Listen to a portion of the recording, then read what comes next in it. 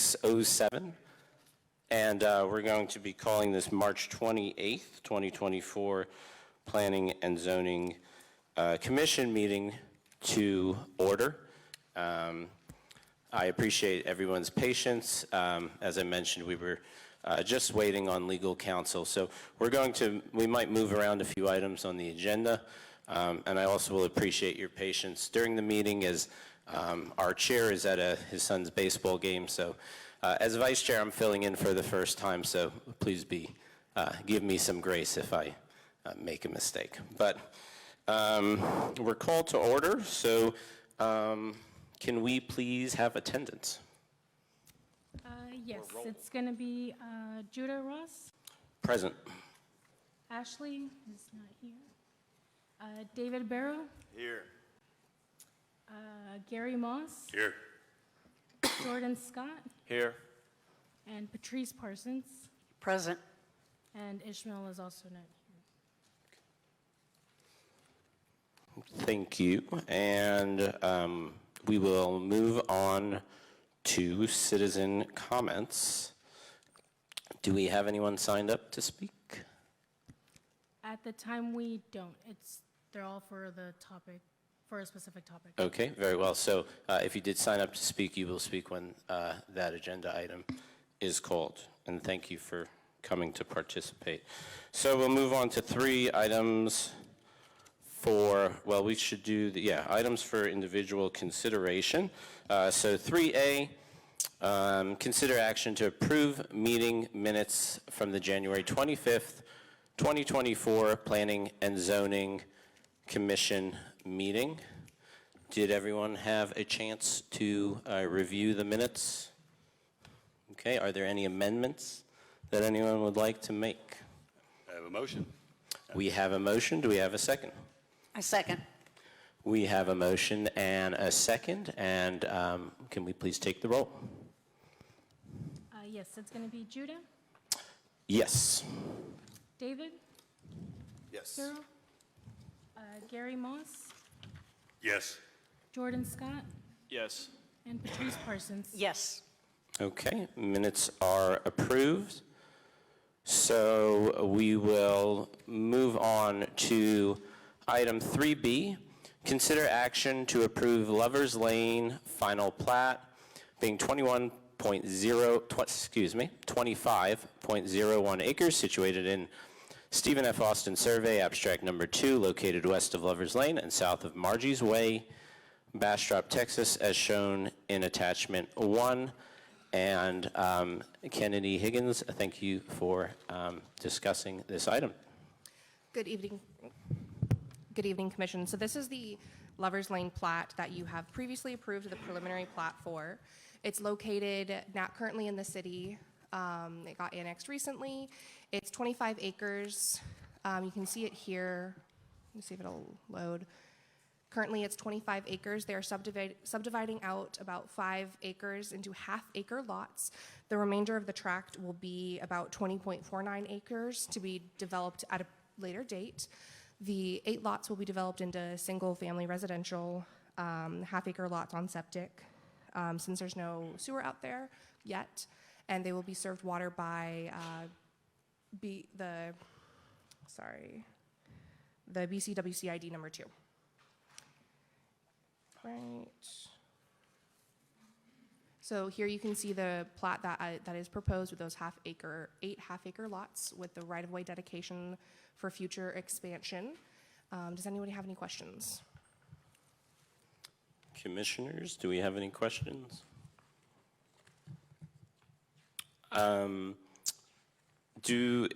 Is it located at all in a floodplain?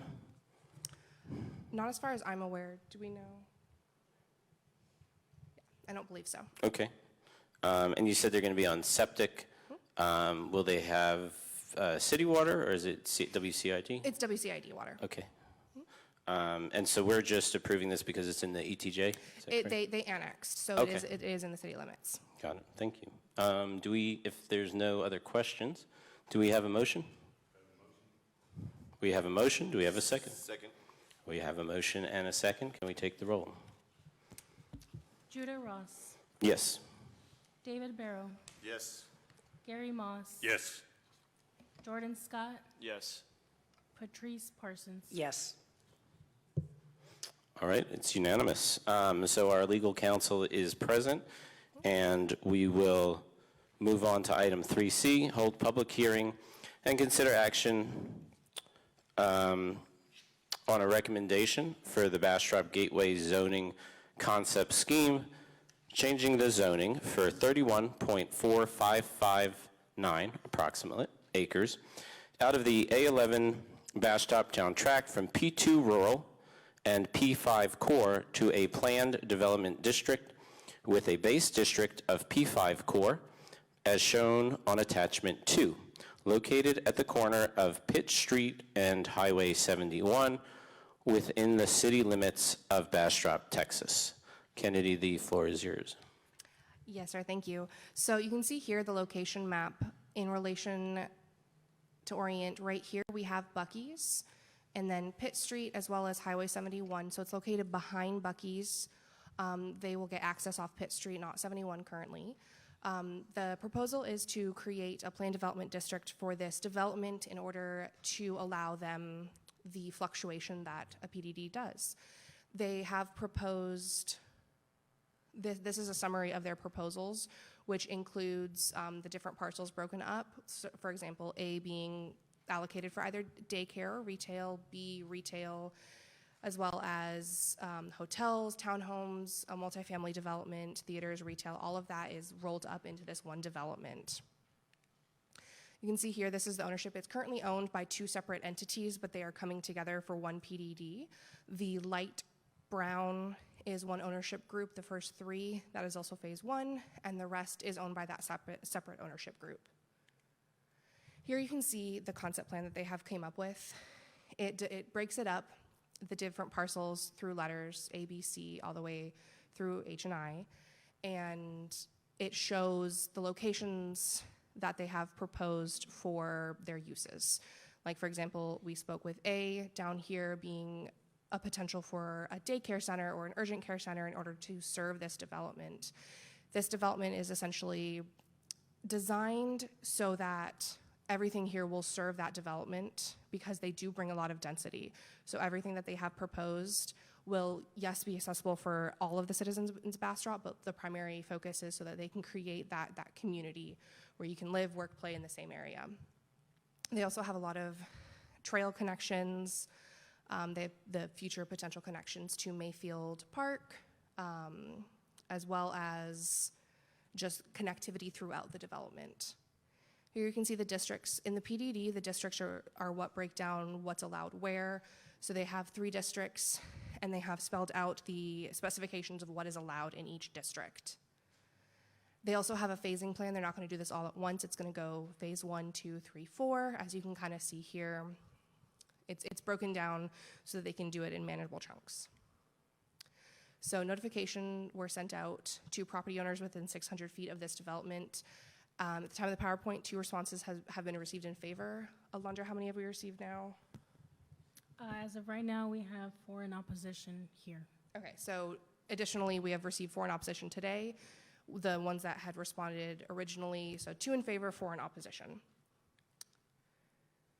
And so do y'all have any questions currently? We also have the developer here with a presentation, but if y'all have any questions right now, I can answer them real quick, or we can pass it to the developer to do their presentation. Thank you. Do we have any questions? David.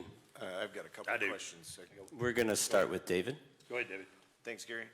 So number one, could you elaborate on what the very top right-of-way is, that skinny part that goes up to Chestnut Street? That's a potential future connection to Chestnut. Essentially, that right-of-way has not been acquired yet, but it's in the works to acquire that to give that extra connection up at Chestnut. Thank you. And is the developer or the city concerned about the off-ramp off of 71 going that basically a lot of people use for westbound traffic into Buc-ee's, and then the increased traffic that this development will cause? Is there any sort of plan for this? So they will be doing what's called a traffic impact analysis before everything is approved. That's one thing that is spelled out in the PDD. They're required to do that, and that's why they're also trying to connect at Chestnut to alleviate some of that traffic at Pitt Street and 71. Okay, but just to be clear, there looks to be 2 exits off of Phase 1 going right into that road that's right next to Buc-ee's, and that's Street, yes. obviously going to go south. People are going to go south towards 71. So what are the plans to hopefully decrease that traffic and potential wrecks? Yeah. So we actually, I'm going to bring up the applicant. He can speak more to that because he's got more in depth with that. Thank you. And Ms. City Manager, do we want to have the public comments first or the presentation? I think it's a good idea to have the presentation. It may inform some of the comments the public may want to ask or need Okay. more information on. Very well. And if you wouldn't mind just stating your name and the company, and thank you. Thank you, Mr. Chairman and members of the commission. I'm Stephen Beagle, architect with Place Designers. We have part of our design team here. We have Liz Horvath, who runs our Austin office, and Philip Wonke, who is our land planner and landscape designer, who's been involved with the project. The part of the ownership group is also here, Venkat Malya and Dharmesh Jawahari. They are here representing the owners. There are 2 ownership groups, as has been stated. The group here represents the 3 parcels that your question goes to. Phase 1 development onto Pitt Street at the corner of Pitt and 71. Kennedy correctly stated that a TIA will be commissioned as soon as we get green lights on the... And sorry, can you, just for the public's benefit, can you say what TIA Sure. is and just any acronyms? Sure, thank you. It's the traffic impact analysis.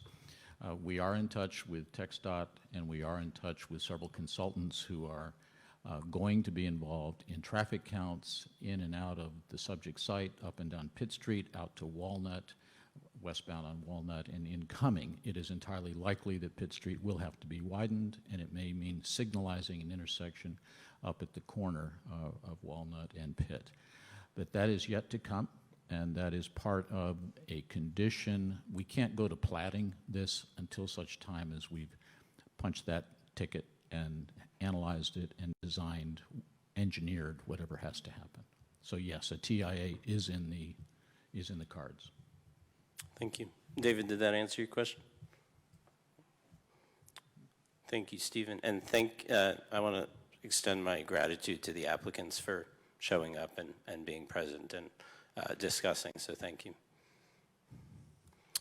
Kennedy, did you have anything further? I got questions. We have, okay. He's got Gary, questions. The young yes, thank you for your patience. Gary, go ahead. For Stephen? All right, yeah. I'm looking at the, on item 3C, it's talking about water, wastewater, drainage, transportation, parks, and open space. Explain the parks and open space. Where would it be on this map here? At the scale of that map, it's a little hard to discern. Right. In the lower left-hand corner, the southwest corner, which is really the majority of our drainage, stormwater drainage from the crest of the site. The crest of the site appears just north of the second entrance onto Pitt, the second roadway. So about half the site will drain to the south and specifically to the southwest corner. Only about a third of that particular parcel is useful for construction of any kind. So we are dedicating that as open space and drainage easement. There are a series of pathways and parks that we will show as part of our presentation that connect all the way through from Pitt up and through our project to the north and then to the east out to the rodeo grounds.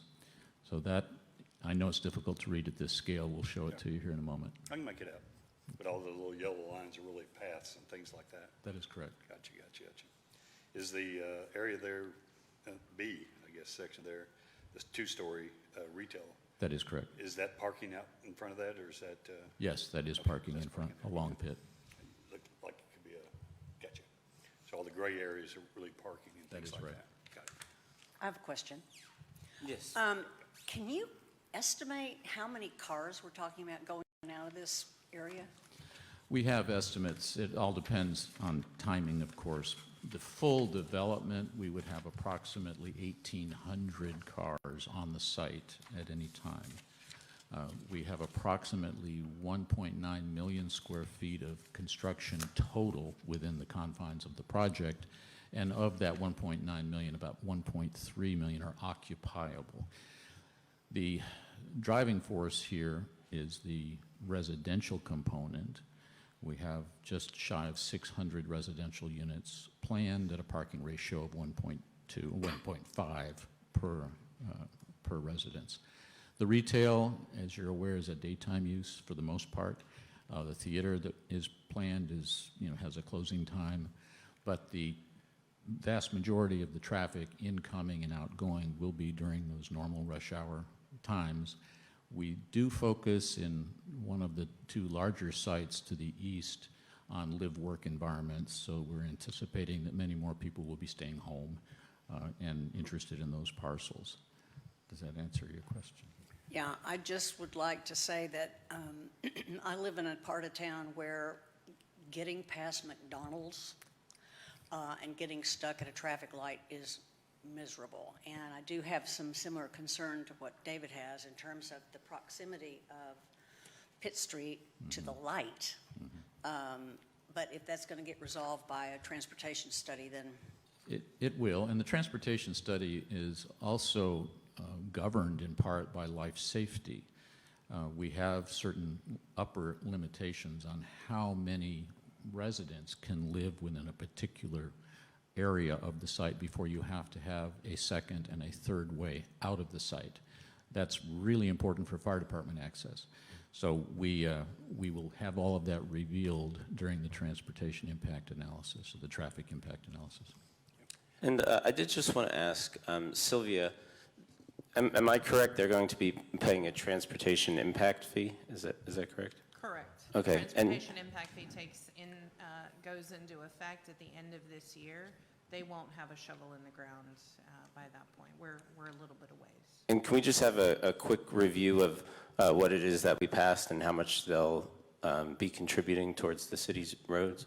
$5,200 per unit Okay. times X amount of units, several million. Fantastic. It'll go toward creation of new roads or offsetting any traffic mitigation in the area. Okay.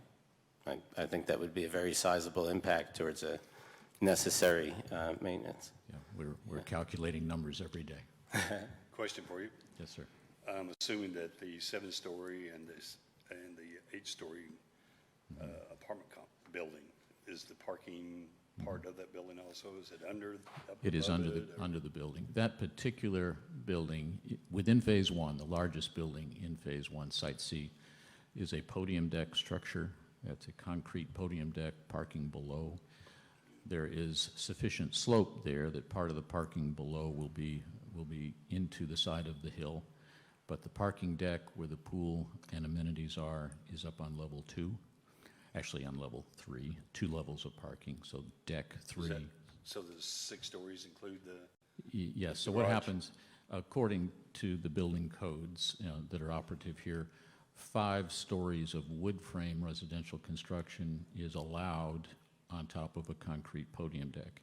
Right. So 2 plus 5 gets to 7 if we max out the full height that we've asked for under the PDD. Gotcha. All right. David's been waiting. David, go ahead. 2 questions. I believe you mentioned that there's going to be 600 residential units. What is the percentage of those? Are those going to be affordable housing? I'm not referring to Section 8. I'm referring to something that is market equitable for people who live and work in Bastrop City and Bastrop County to be able to afford to live there. Yeah, understood, and it's on point. We've studied the rental rates and lease options in Bastrop. We've had our own economic analysis done, which shows that there are as many as 3,000 units short in the residential sector in Bastrop, and approximately 100,000 square feet of retail space short. So would you mind elaborating from some of your studies? What are average rates of rent rates here? Yeah, it actually went down this past year. Okay. It dropped to about $1.82 a foot per month. It got up as high during COVID, the early part of COVID, of $2.11 Of what? So for like a one-bedroom apartment, I don't know what the average size is. What are we talking about for rent? Our average size in the units we've developed here and elsewhere locally, 825 square feet. And those units are renting for approximately $2,000 a month. But, so are you telling me the average one-bedroom apartment in Bastrop is, or around 800 square feet is going for 2,000? No, I'm no, sorry. I misspoke. Okay. It's $1.80 a square foot times the square footage. So that would be about 1,500? That's correct. Okay. So in all of Bastrop, this is what the average rent is? Based on our economic study, which was done in June of last year. Okay. I think this is a very important point to make as we consider this, and I can confirm that those numbers are correct. During the day, I have the opportunity to serve as a real estate agent, and I have a number of friends who are struggling to be able to afford a place to live. And one's a young single graduate, works in the service industry here, and he lives in what is supposed to be and what is called an affordable housing in Bastrop. And another one is a single mom of 3 kids, works at a nonprofit, and she also lives in this same affordable community behind Home Depot. And this is supposed to be the cheapest, and their rents are going up to approximately $1,200 for a 1-bedroom and 2-bedroom, which comes out to about the square footage you're talking about is going up to $1,450. So I actually, this shocked me, and I think it's inexcusable that we don't have affordable housing in this community. And I actually had the opportunity to speak to pretty much the top 5 property managers in all of our county. And I asked them, hey, can I find a 1-bedroom in all of the county? I'm not just talking the city of Bastrop, for under $1,100. And they said no. So I don't know what everyone's income is here or what their incomes have been throughout their life, but certainly at many stages in my life, I wouldn't have been able to afford to even just have a 1-bedroom apartment. And I think this is very important, even if we come here and we look at this and speak as property owners and people who are here and we love this community and we love the nature. When you go up the steps and go through the door, don't just shut the door behind you and realize there are other people that need to be able to afford to live here. And the answer to demand is always supply. And I really appreciate the research you've done, because these are really important things that I think a lot of people don't take into consideration. And I apologize for the short speech, but thank you, and please continue. Well, thank you. And your question? Thank you very much for answering the first one. The second one was, what have you or the investors or the developers done to have goodwill with the community, specifically the adjacent neighbors? That's a great question, and we've spent the better part of 8 months designing this and being concerned about those issues, and in discussions with city staff and the planning staff in particular. We are aware that taking a juxtaposition between Old Town on Main Street and what would be New Town to the east, Bastrop Gateway, carries with it not only that contrast, but the need to integrate what we are doing with the existing neighbors. The things that Bucky, for examples, that Bucky's now offers are not things we're going to duplicate. The pathway system that you'll see in the next few diagrams is intended to be friendly to everyone in the area as they cross our property, as they take a leisurely stroll along the creek beds and along and up the hillsides. A lot of time has been spent on landscaping and land planning all the way out to the rodeo grounds. We anticipate that one of the future connections that has to be made as this development builds out is that road to the east that goes straight over to the city property and over to the park. So the amenity is offering that connection and offering that pathway for the benefit of our residents and anyone else who wants to cross the property. As a destination site, it's really meant to be self-contained, that is interdependent. We get to a point of residential development where we need daycare. We get to a point of retail development that we need specialty retail and boutique retail. But over time, those things will happen. The first thing that must happen is the infrastructure, the roadways, sewer, water, and the pathways, the connections through the site. So we're offering parks and pathways and connectivity throughout the area as our amenity. Do we have any other questions? Before we get to I'd like Jacob, you haven't spoken. Do you have any questions on this? No, I don't really have any questions because, I mean, this is all subject to change because we're just doing a zoning hearing right now, correct? Correct. So I think that this area, I mean, obviously is going to get developed eventually. So I'm not really concerned about the nitty-gritty of what you guys have planned. I appreciate y'all putting something together and showing us what you guys envision for the future. But at the end of the day, this is all subject to change. So if there's anything in here that we may want to see changed or that we don't like, or we hear from our community that they would like to see done, that's something that we as a group and a community can discuss going forward. But as far as the zoning's concerned, I think I'm okay. I personally think that I see no harm in giving them an opportunity to create something for the community, because Bastrop's growing. Touching on the affordability aspect, we need more housing regardless. So adding more units into the community helps more than it hurts.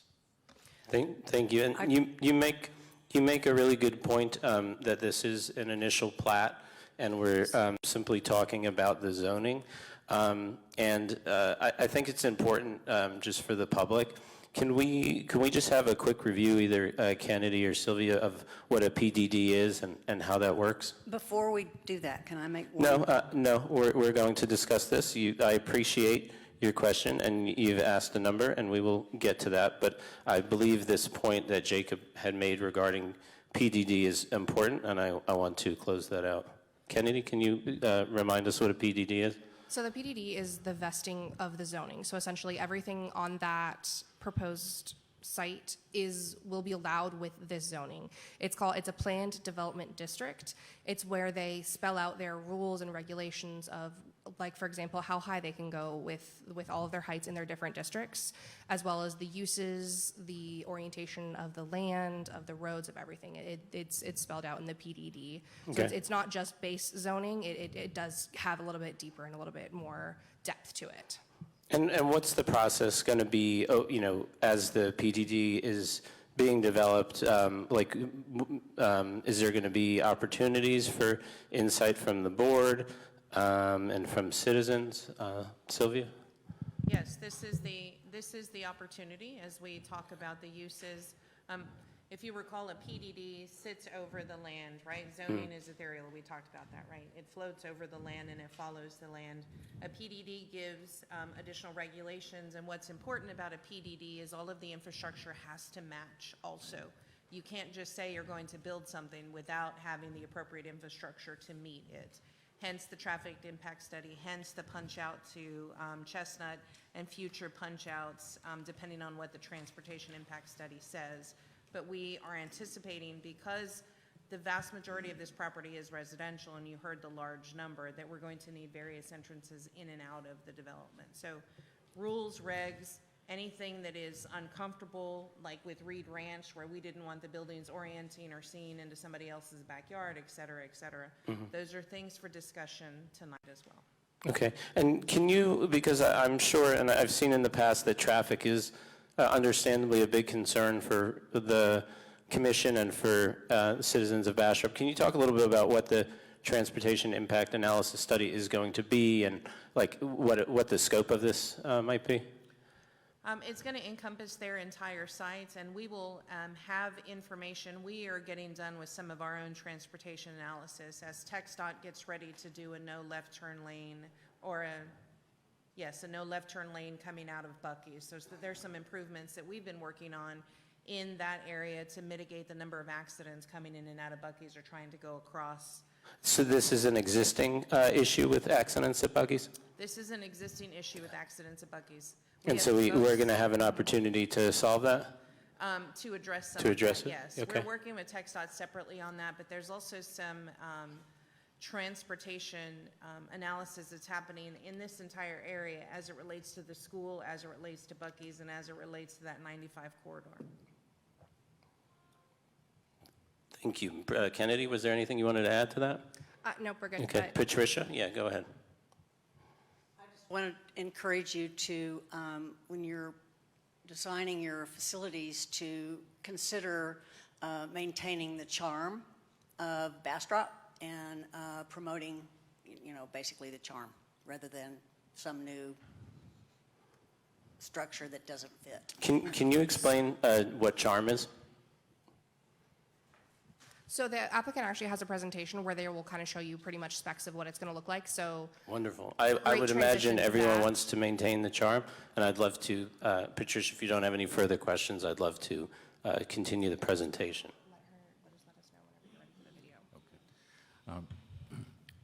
Mr. Chairman, from here forward until we get to the public hearing portion, there are slides that we're showing that describe the character of the neighborhood intended.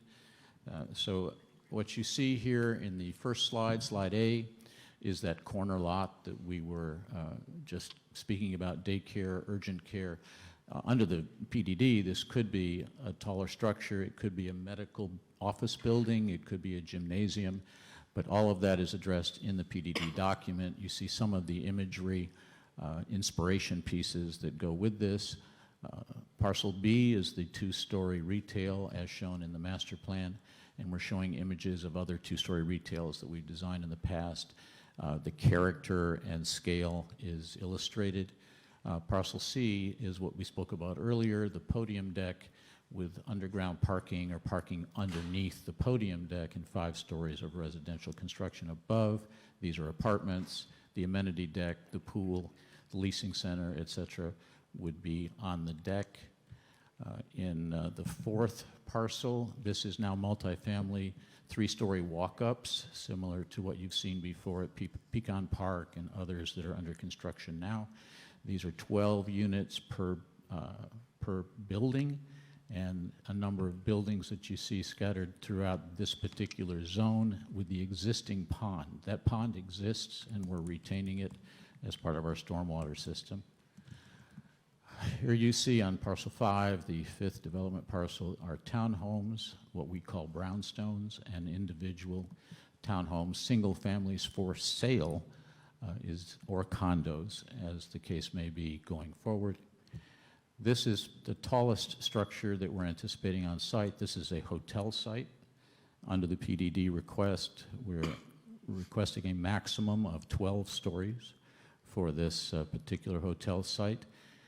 And it would be self-contained with all of the amenities internalized, parking below, again, similar to the multifamily site.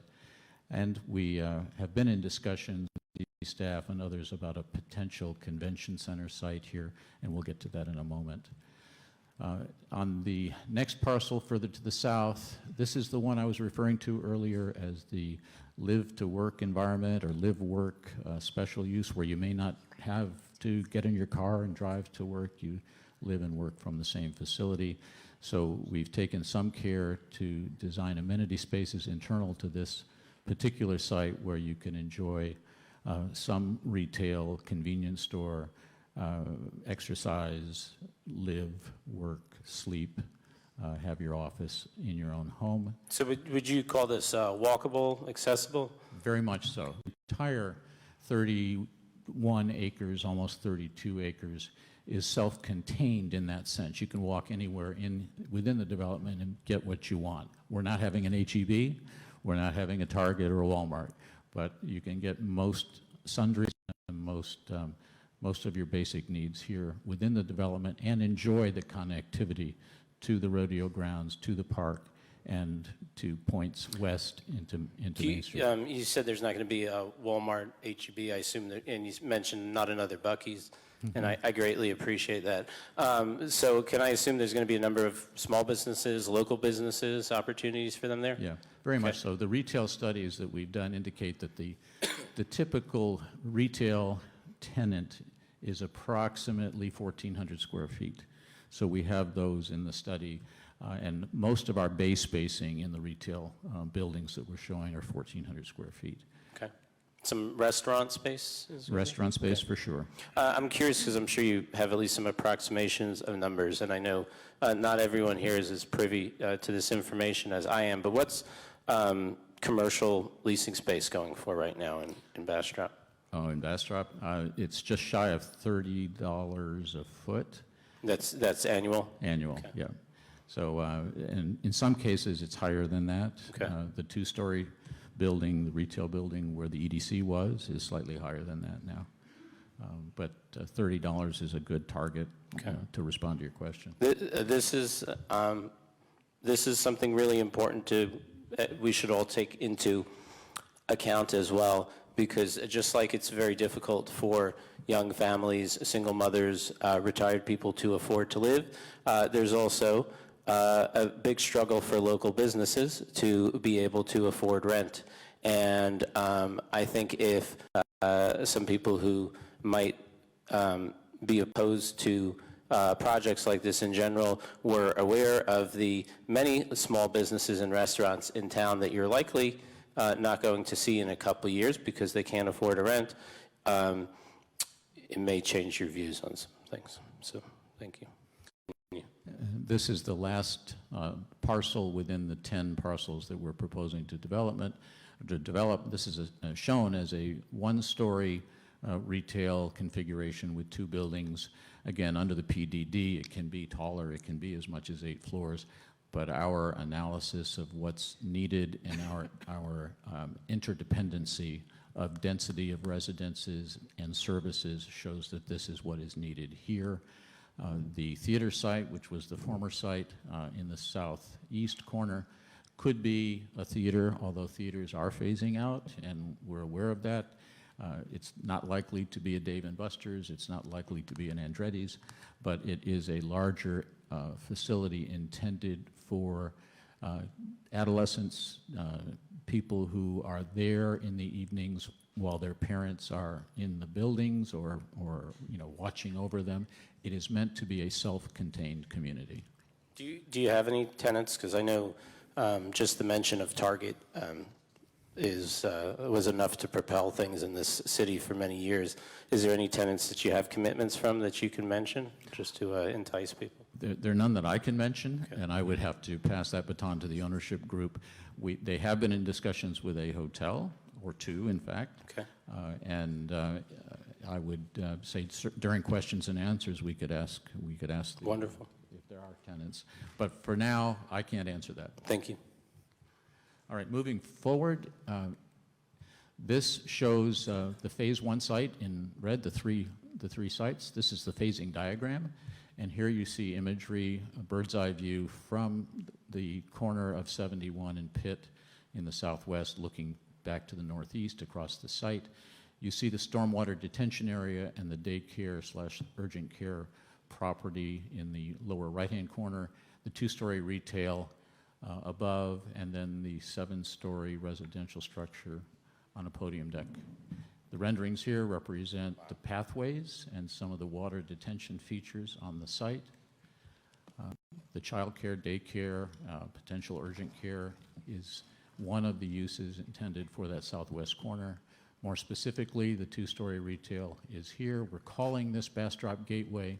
We're showing signage, the blade signs say Gateway, as a form of identity and orientation on the site. Here you see what we think could become the hotel/convention center site. If that becomes reality into the future, a convention center of some magnitude, right now we're looking at somewhere between 60,000 and 65,000 square feet, could be developed on these two parcels specifically, and we've done some sketching to that end where the hotel would connect to the south to what could be a convention center that would then face to the south towards 71. Here is the pathway diagram that we've established. There'd be a trolley situation that connects Old Town and Main Street out to the Buc-ee's and our site specifically at Gateway. And Philip, can I get you to come up and talk about this? Philip is responsible as a land planner, landscape designer. Did you say trolley? Is that correct? Okay. Yeah, that's the concept, is to offer a trolley that can connect our development to downtown and the uses down in the central business district. And so that's shown in the yellow dash and would make a loop. And again, this is just an idea.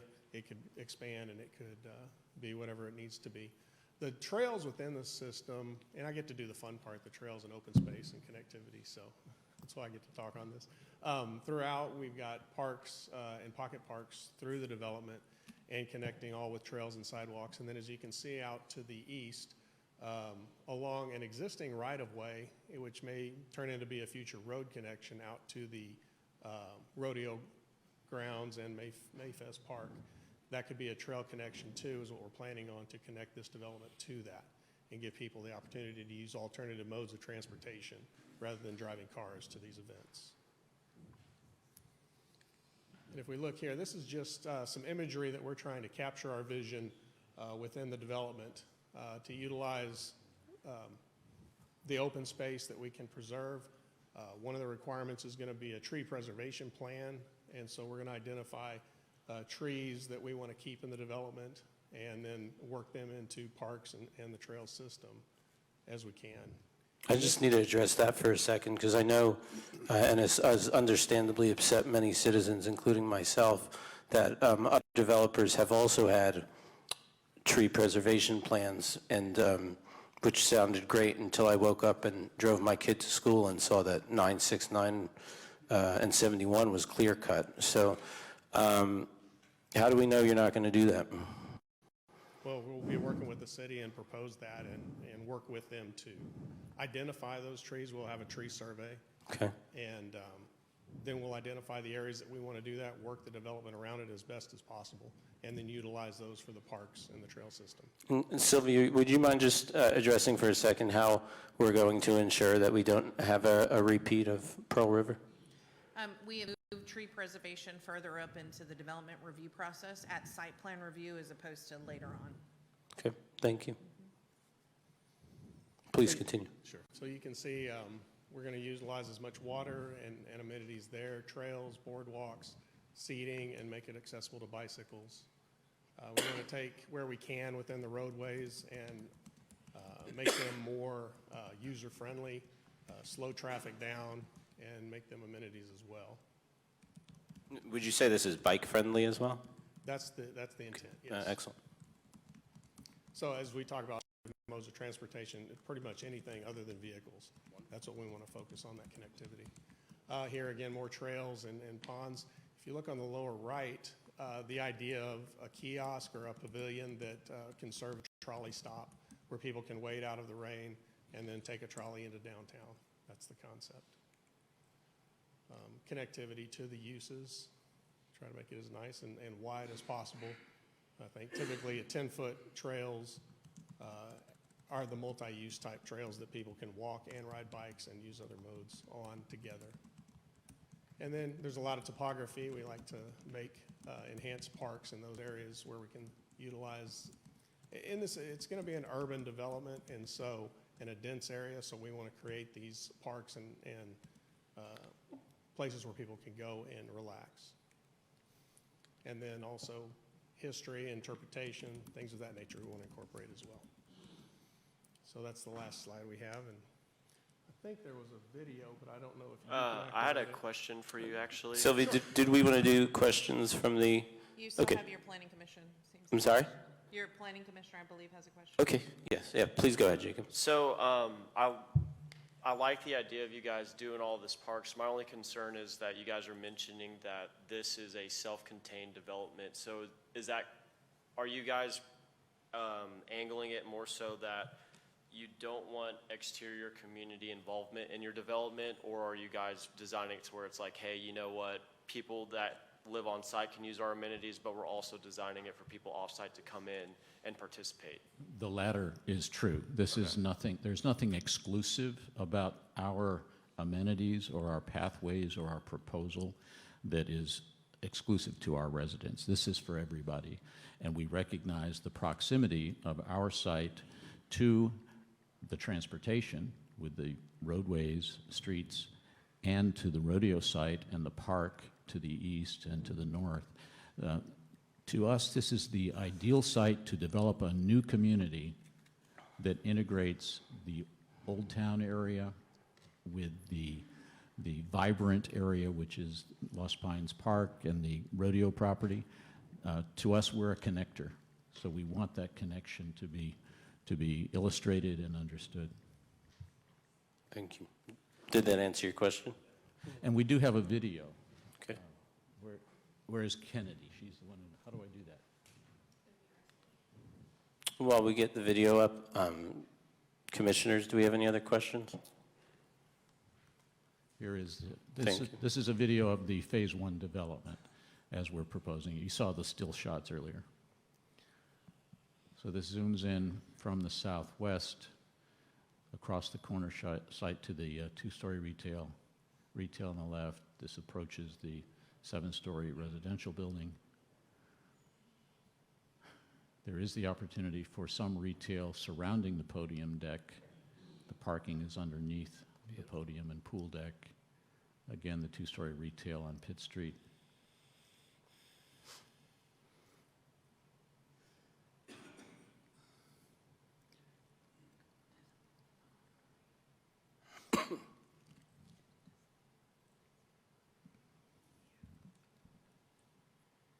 And here's the daycare center, which is a much smaller site restricted by the detention and the drainage issues.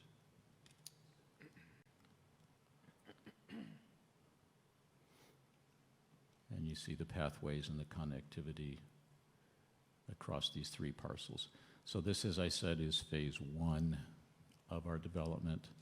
And here you see the hotel convention center site if we're able to determine the proper scale. We have not done an economic study of the benefits or costs yet of a convention center. These are ideas that came up within the last couple of months. So I have to ask, renderings are pretty easy to create. How do we know that what you show here today is actually what we're going to end up with, or something at least as close and as nice? Well, you have the word of the architect, and you have the momentum of the ownership group who want this to succeed. You also have the regulatory controls that you have. You don't have to say yes when I come in with my next set of drawings. It either matches or it doesn't. Gotcha. All right. Thank you. Thank you. Do we have any questions? Okay. Thank you.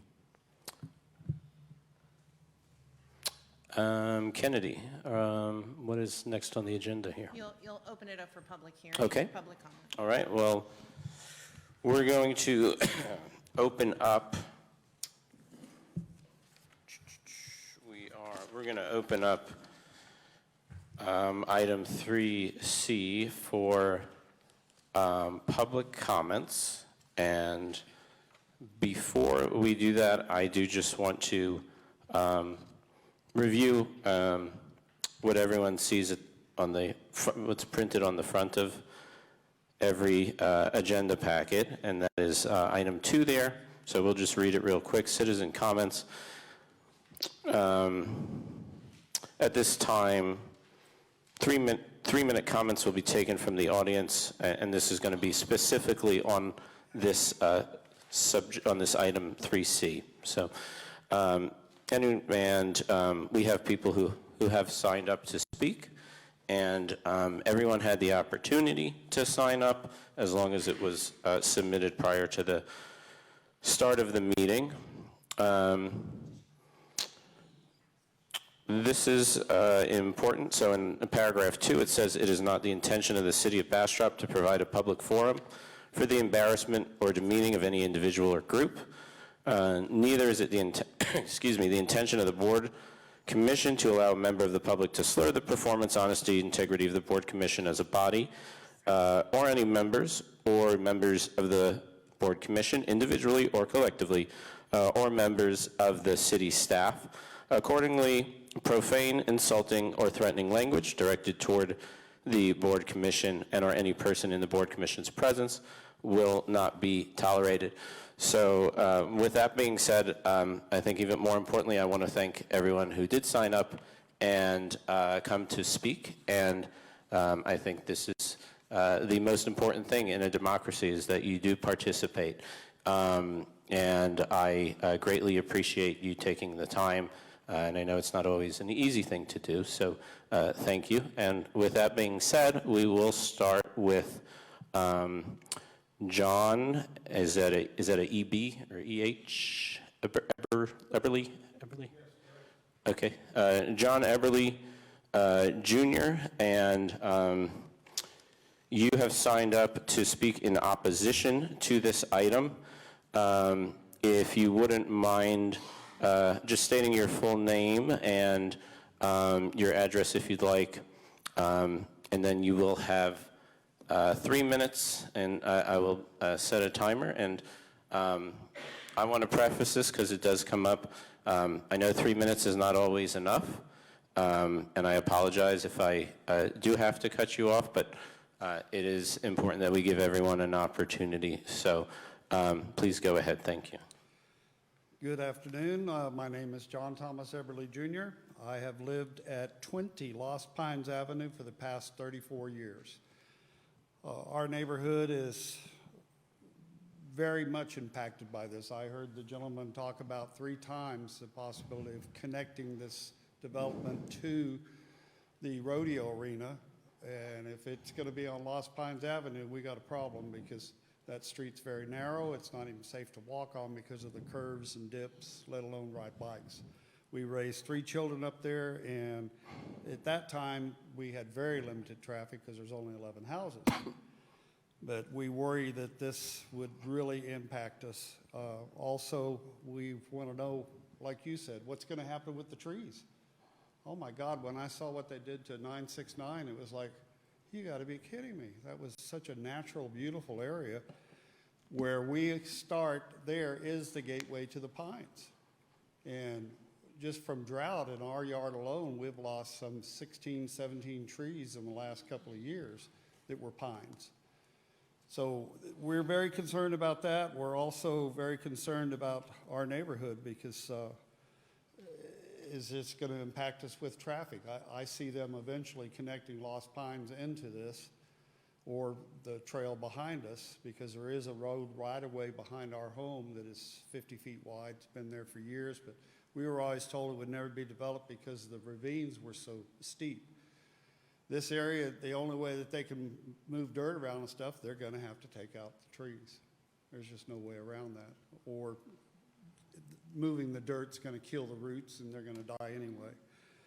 But I just want to voice this, that we are very, very concerned.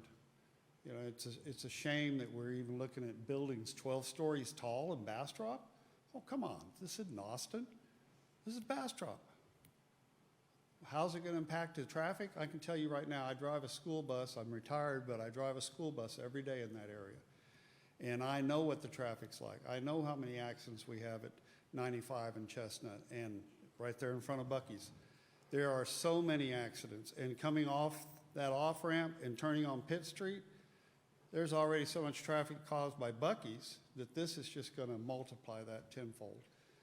And I just want to voice our opposition to it, and thank you all very much for letting me talk about this. But I think we're making a big mistake with something this big, and it doesn't even look like anything Bastrop, like you were saying, that the character Bastrop. Where's the rock? Where's the Bastrop? I saw a lot of steel, and if you look at all those pictures of the parking lots and So I things, just want to say those are 30 trees. seconds, but Okay. please, if you want to finish up with anything or close it. I just want to say again, thank you very much for hearing me, and I hope you'll take into consideration, as she said, we want this to continue to be Bastrop and not some commercialized 12-story. Oh my gosh. Thank you so much for your time. Thank you very much, John, and I appreciate that, and I think, oops, well, there's a timer. I think this is something we should all keep in mind, that we do want authentic Bastrop, and thank you for emphasizing that. Thank you. All right, thank you, John. Next up, we have Shannon Day. Please come up to the podium, and you'll have 3 minutes. I'm going to try to keep my voice from shaking, but it might not work.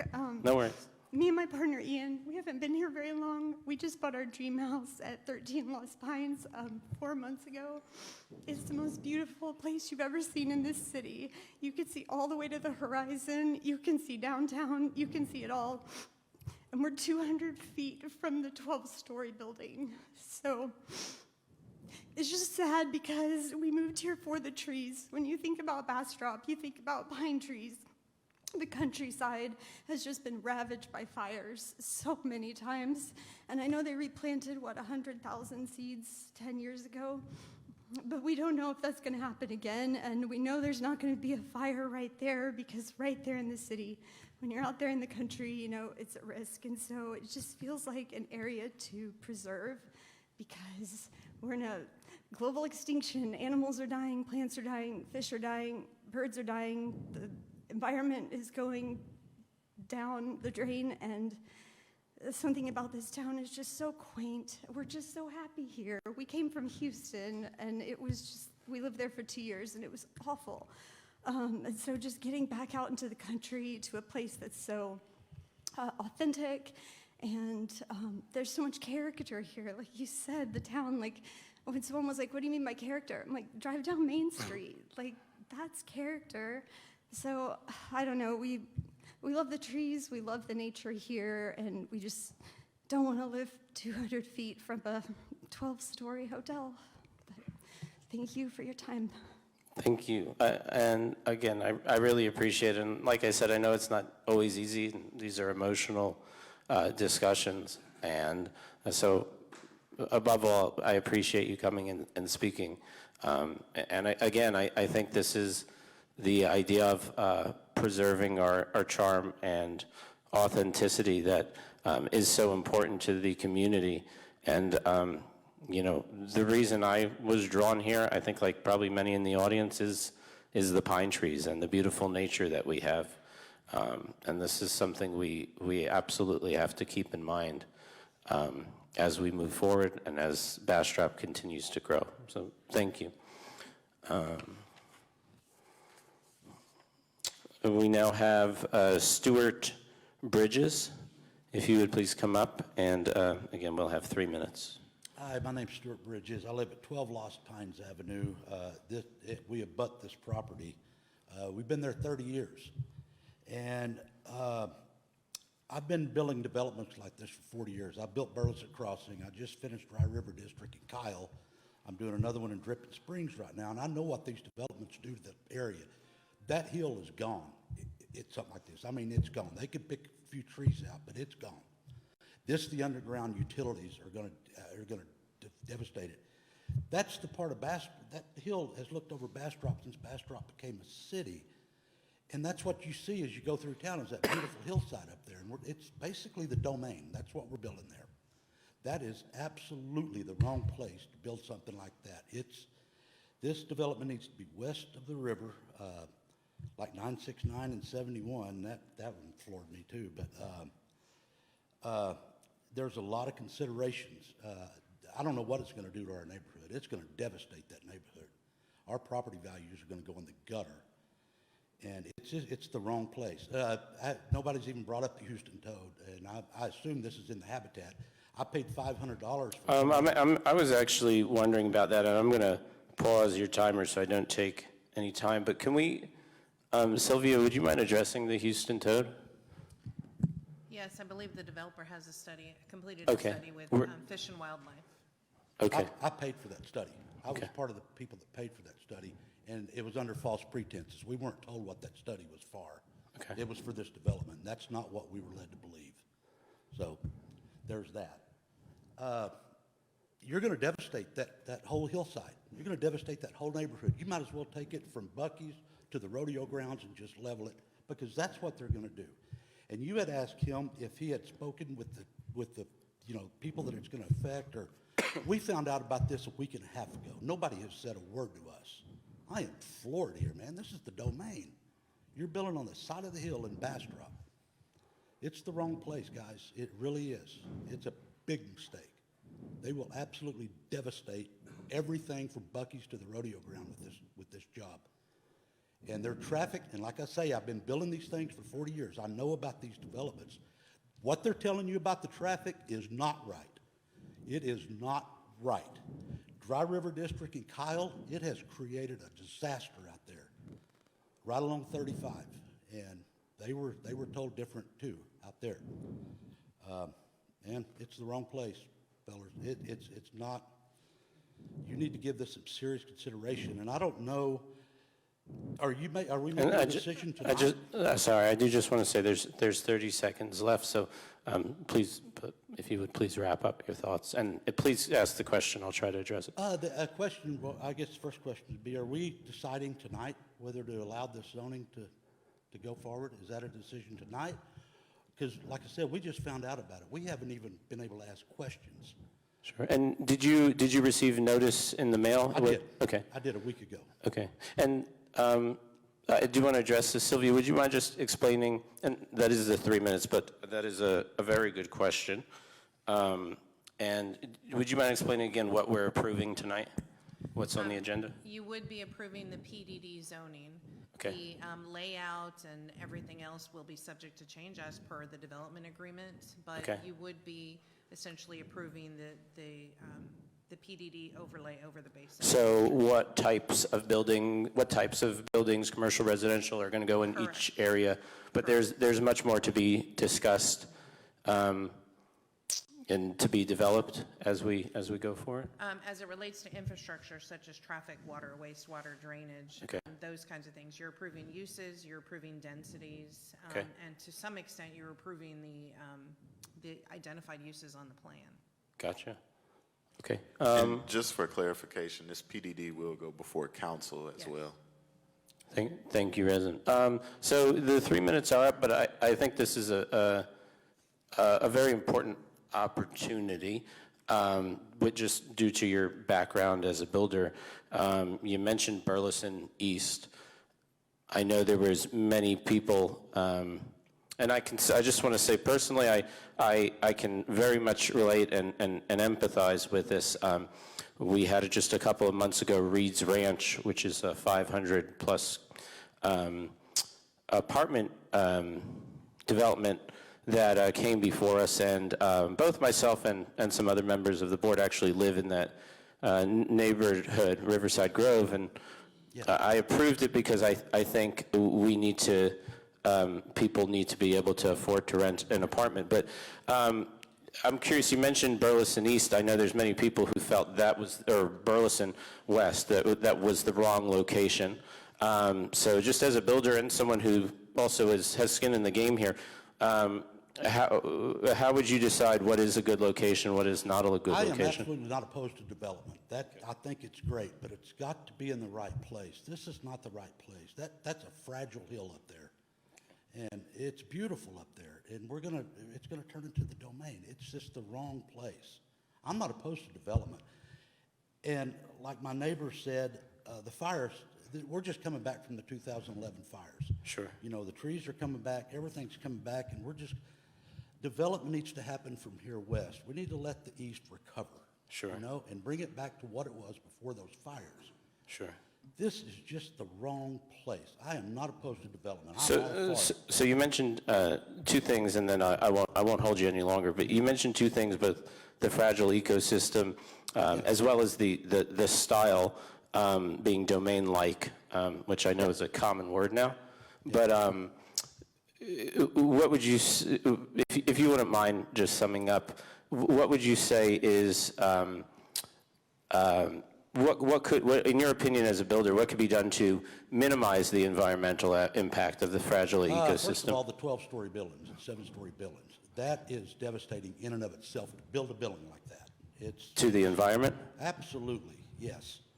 Yes, the concrete and the trash and the debris that that building creates is something else. And I've built a lot of high-rises. During the construction process? Yes, during the construction process. And the noise is just, it's loud all the time. What about They're from pouring a concrete at drainage midnight. standpoint? Huh? A drainage standpoint? You got a lot of drainage on the hill. It's a hill. So one thing that occurs to me is, drainage is a very big issue here, and we're always trying to be aware of impermeable cover. Whereas if they limited this to, say, 2 or 3 stories, we would have 4 to 6 times as much impermeable cover, which now they're able to, with that density, limit the amount of runoff that it's going to generate per unit. Is that something that maybe, say, positive towards the environmental It impact? would be more positive than a 12-story building right out next Sure. to my house, yeah. Sure. What was I going to say? I don't know what they've done to mitigate the damage to us. Those of us who live there, that have lived there for 30 years. You guys haven't reached out. We haven't heard a single Chair, if word you'll from have him you. direct your comments to you. I'm sorry, if you would, and again, I appreciate, and I appreciate you letting me take more of your time, but I do want to give you an opportunity, just 20 more seconds just to finish up, because I did ask you to Well, speak. just to reiterate what I've already said, I know how these developments devastate wherever they go. That hill is gone if this goes on. I'm not even opposed to development on that hill, but at this scale, I was floored when I walked in here and saw that and found out about it a week ago. And I think the decision-making process ought to be really thought out, and you need to talk to us, the citizens, before you just carte blanche give them, because I know money talks. I know how this works. And I do apologize, and I do need to cut you off there. But again, thank you so much for answering that and speaking. Thank you. And Resin, I hope I haven't set a precedent. Can I still go back to 3 minutes for the following speakers? Thank you. Okay. So, what's that? 3 minutes. Resin, am I allowed to do what I just did and say going forward, if the board has specific questions for a citizen comment, that we can make an exception to that? I think reasonable or valid questions are expected, but as far as comments towards the citizens, I don't know if they're the appropriate audience for those. So I would just say, as far as development-related questions, we do have the applicant here to kind of answer those that relate to the item. Thank you, because I know there's been times in the past where the 3-minute rule had caused some consternation, and I think a sensitive issue like this, I want to, if there's an opportunity to give citizens a little bit of extra time. Yeah, it's not necessarily a hard, fast line rule, but definitely something just to keep everything going. Thank you very much.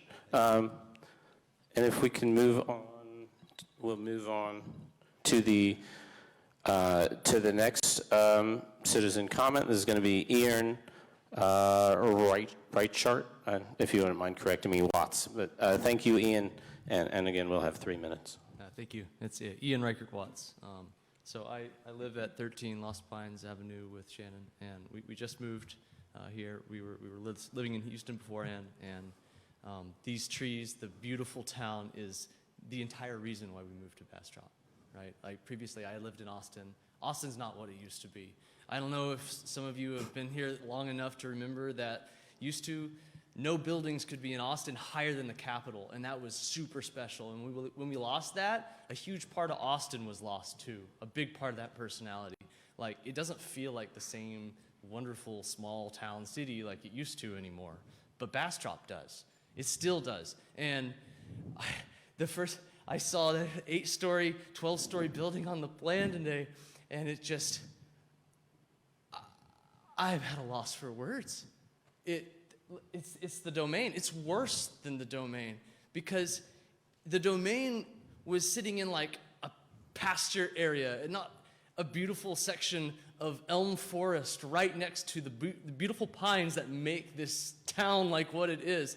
That hill with all those pines that you can see on it is what makes Bastrop Bastrop. When I see the water tower, I see the hill with the pines on top, and that's Bastrop to me. So the plan is to cover it up with an apartment complex and a hotel so only they can see that hill and none of the rest of the city? That seems very selfish. And not only that, irresponsible for the environment too, which is a completely separate thing. We've had A&M Forest Service out at our property checking out the trees and the tree health because the pines are so important to us. That's why we bought the property there, was to keep the pines. I love pines. Loved the pines in Houston, loved having pines here. They're better than the ones in Houston because they're more efficient, right? These are the pines to preserve. And so we got the Forest Service out here, and because we have a little patch of trees that died to Ips and graver beetles. And I don't know if you guys are familiar with those, but they're attracted from miles away to stress in trees. They can smell the stress, pheromones coming out of the trees when development nearby messes with the root system, when it gets lightning struck, a lot of different things, but it's always stress to the environment. So what do you think this development is going to do? It's going to cause an extreme amount of stress. Every single Ips and graver beetle in the nearby area, maybe even southern pine beetles, which level entire forests, will be coming our way to destroy our forests. What is left of it that doesn't get taken down? This is not just like... And I do apologize. We have 30 seconds left. That's if fair. you want to sum it up. Thank you. This isn't just about preventing development. Of course, we can't say that area will never be developed. Y'all have a great section of lots there. Turn it into a wonderful park. That mixed use, amenities where a shared space of parks where people could enjoy the trails and stuff, that's the perfect use of that land. There's so many beautiful trees that people could just roam around and hang out by the pond and stuff. That is a wonderful use of that, and I would absolutely love that. But developing a domain... I do apologize. That's 3 minutes. But Absolutely again, thank you so much. I really appreciate you, Thank you for your coming time. and speaking. And I do want to say, as a fellow refugee from Austin, and I lived there for 10 years, I agree with you on much of that, and I can sympathize. And again, the pines, I think we all need to keep this in mind. I say this to the developers and the city staff, that preserving authentic Bastrop, and especially our precious pine forest, needs to be a critical part of this process. Thank you again, Ian. And Patricia, do you have a question or a statement you'd like to make? You all mentioned that you had reached out to your neighbors, and what I'm hearing is that they only received notice a week ago. Can you tell me what you did to reach out to the neighbors? No, I don't believe I said anything about reaching out. What we did do is complied with the city requirements for public notice and the announcement of this hearing. We are not unsympathetic at all. I have been through this. We developed the site on Main Street, 921 Main, that little infill project, a beautiful, historic-looking building, even though it was only built 3 years ago. We understand the character of Old Town Bastrop. Are you referring to the old Art Institute building? Yes. Okay. That's Former correct. Art Institute. That was the infill project. It had previously burned twice, so we were asked to come in and develop it. This particular PDD that you're considering for now is a long-term plan. This isn't going to happen next month, next year, next decade probably. This is an overlay zoning. This is about what could happen in the future. Economics drives these things. The economics today are not there. Part of them are there, like the demand for housing. That deal will still be there in 10 years, though. That's right. And this PDD... Would you please address the commission? Yeah.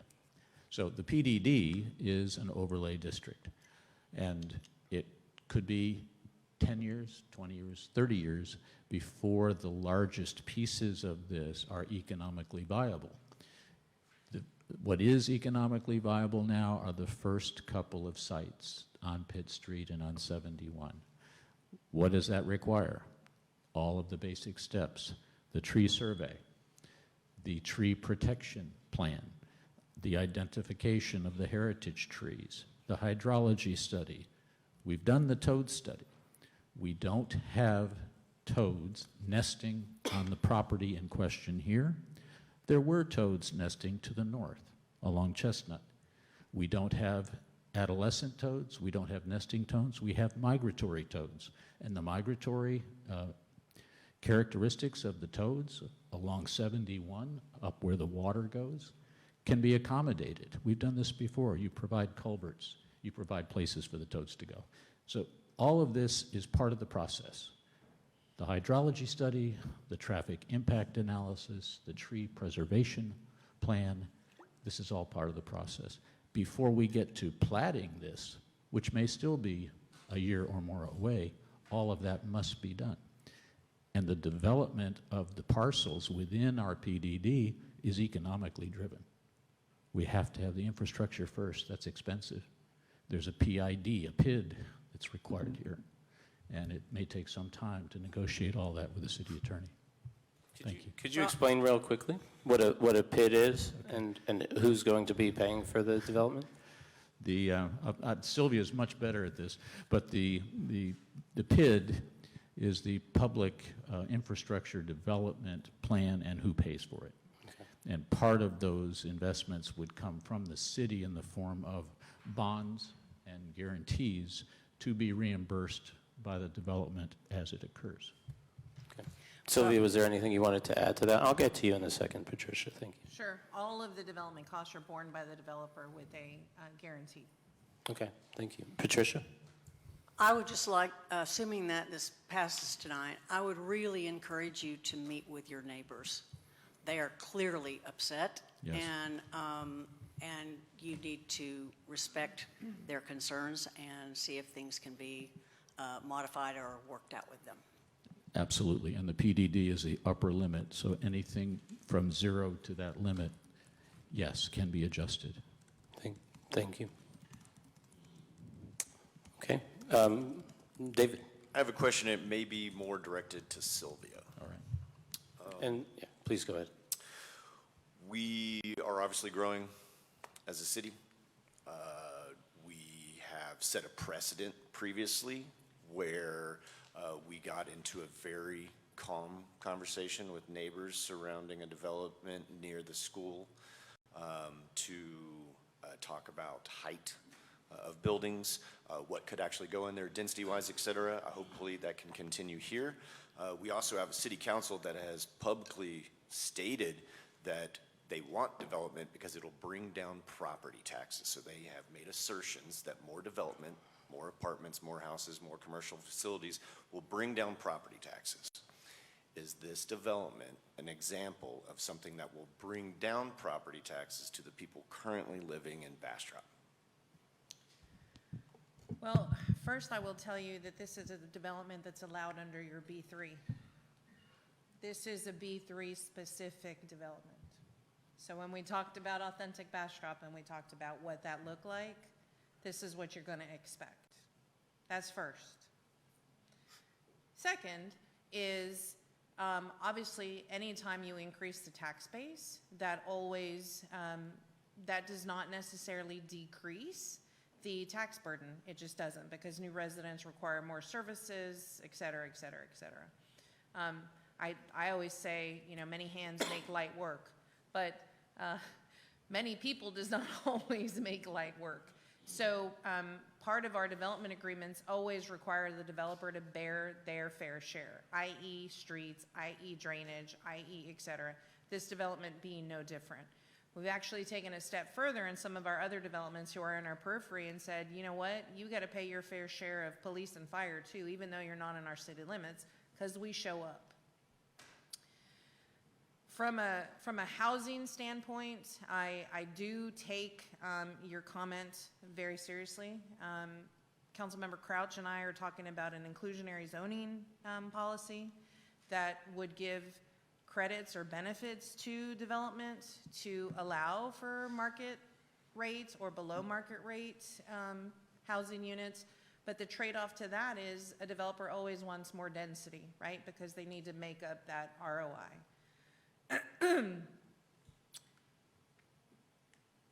I don't know if that answers your question. It will not always be that answer. It will not always be less, more tax base. It just, there is never a one-for-one return. As we analyze all of these developments, we look at the need for water, the demand for wastewater, the demand on the roads, the demand on the schools. I was talking to the school demographer today, so that we're making sure that everybody is informed about what's coming. Unfortunately, the rapid growth of Austin has spilled over. It is not a matter of if it's coming, it's when it's coming. It's when it's coming. And so the best that we can do as a community is make sure that our priorities are straight and make sure that we encourage development that is smart, sustainable, affordable to those that need it, and also does add a benefit to everybody. We went round and round with this particular development about its connectivity to the state park, about its green space. Our Parks and Rec master plan says, you shall not give me land that's in a drainage ditch because I don't want it because it's not usable. And yet that seems to be every development's desire. With this one, we worked through and said there will be some connectivity and you will have a park impact fee. There does have to be some beautification efforts to let us move people from 95 on through all the way to Mayfest Park. So we tried the best we could here. This is what was presented. So, Just a follow-up question to this. Does city staff recommend this? we do. Okay. And then one final thing.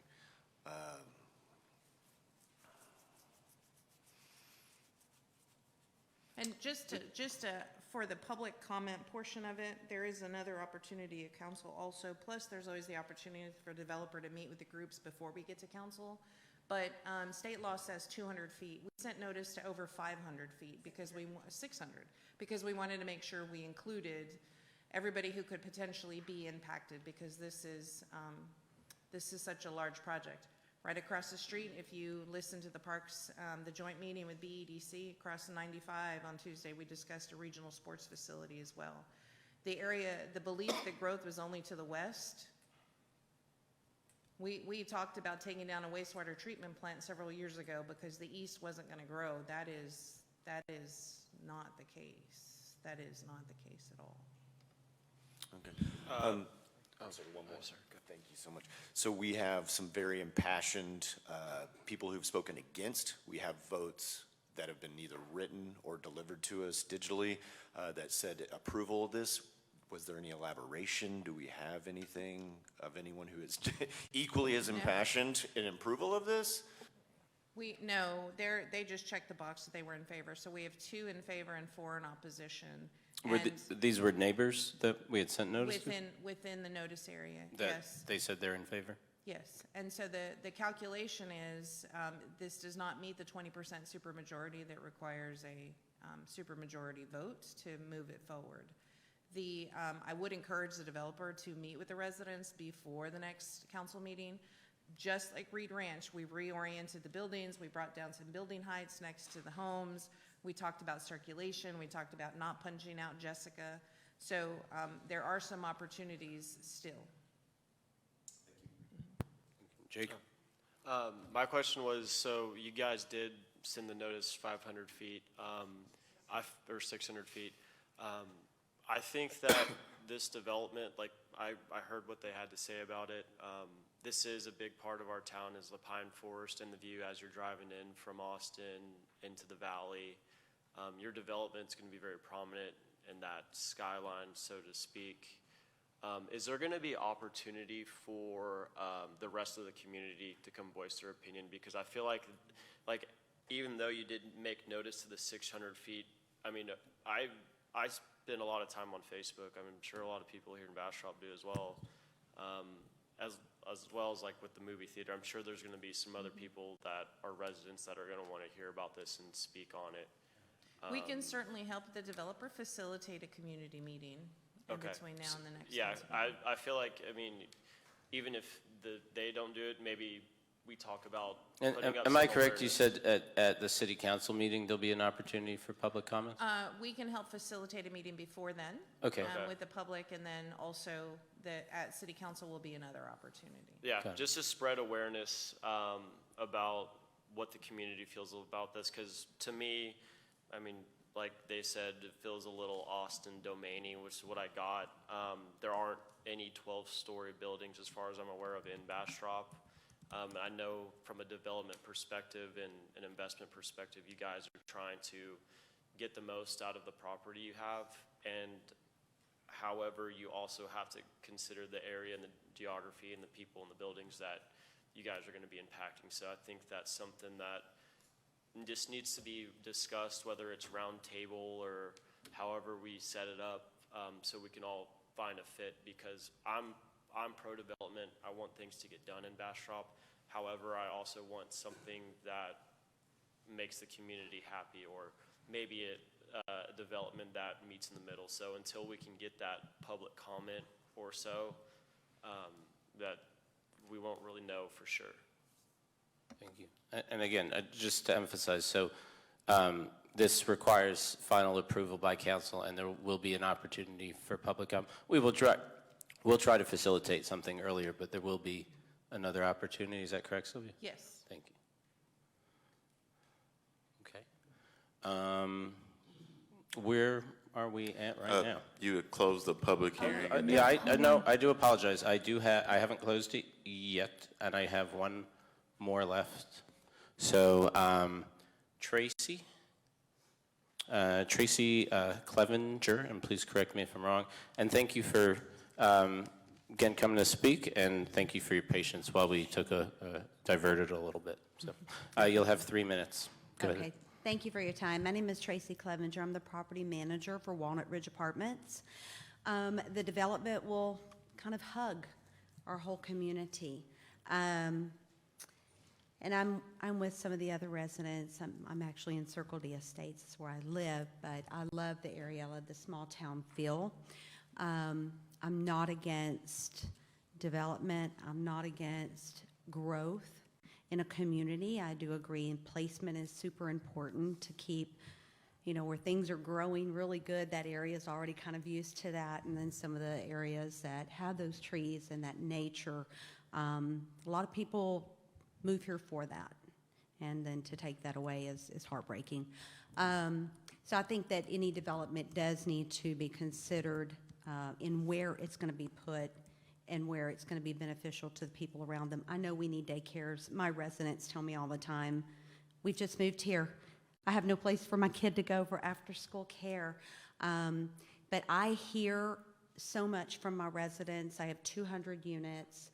We're pretty much full. There are times when we have apartments available. Sure. But right now, we are getting pretty full.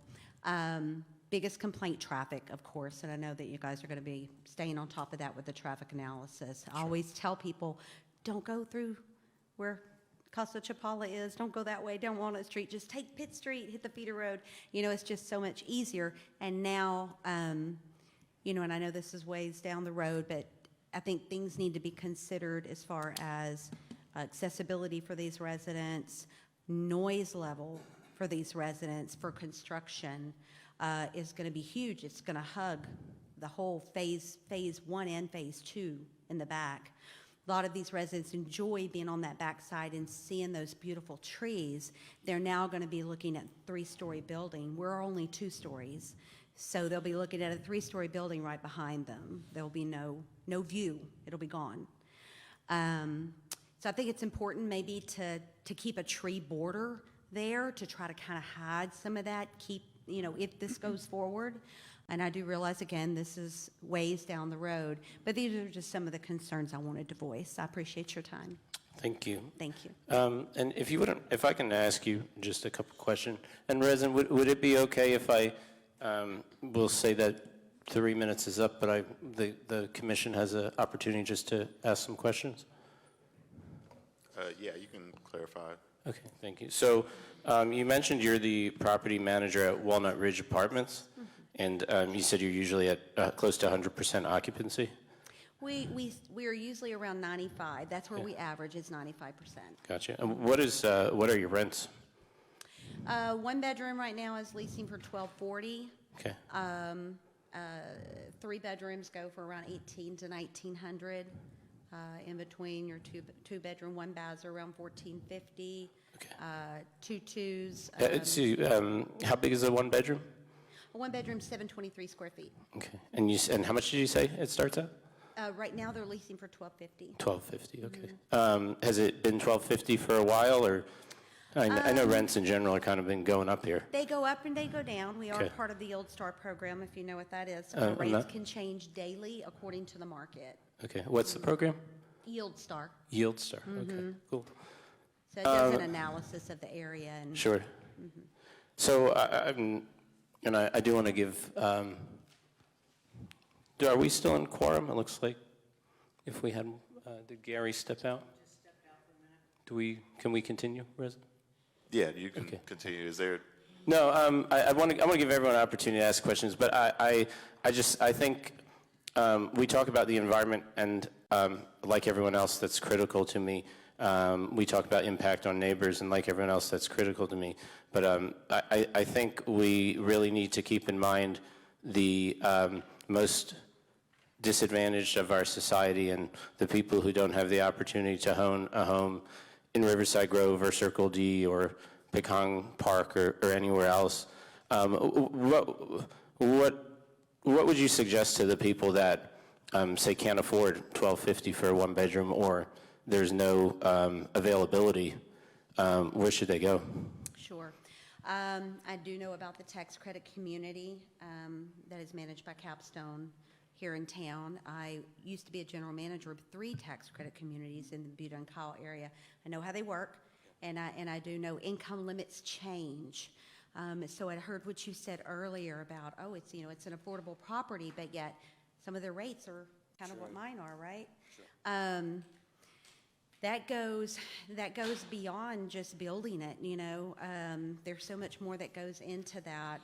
I do think we need more affordable housing in Bastrop, absolutely. I don't think there's enough. Sure. We certainly keep an eye on our rates. We wouldn't be considered luxury. Sure. But, we're a very nice property, and it's a very quiet property. Sure. And I've got residents that have been there since 2012. Sure. A long time. And that's one thing that they love, is that it's country, it's quiet, they have accessibility to the freeway or to downtown, but they're not in it. Totally. No, I really appreciate it. And again, I think that's a very unique insight that you have as both a neighbor and property manager. I don't want to hog the mic too much. Is there any other commissioners that had any questions? Okay. Sorry, Sylvia? I did want to make a comment about Walnut Apartments. Walnut actually should have punched through, but it dead ends. But there is a right-of-way that would have alleviated some traffic concerns there as well, all the way to the rodeo arena and beyond. There are several rights-of-way streets there. The development is creating some additional right-of-way, but there is a lot, as this gentleman mentioned, there's 50 feet of right-of-way for a road in the vicinity of their homes. The second thing is affordable as defined, because we just went through this with the settlement apartments. The senior apartments, their rent was raised to $950.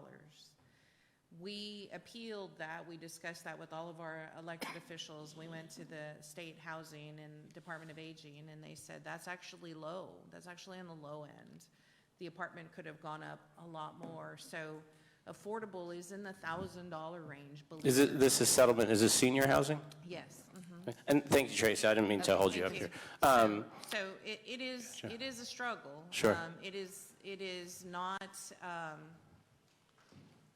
It's not something that we're going to solve tonight with this one development, but definitely a concern among, I think, everybody. Okay. Well, again, thank you, everyone, for coming to speak. And we will close the public comments, and I want to, again, thank you and emphasize how important it is that neighbors and citizens come out and speak on these issues, and I strongly encourage you to sign up. Sylvia, when is the city council meeting going to be? April 9th. April 9th at And so I will work with the development group to schedule a meeting the week of the 1st. Okay, excellent. So, again, to address the neighbors, the city manager will be working to schedule a development meeting, and please do sign up to speak at city council. And again, thank you for coming and speaking.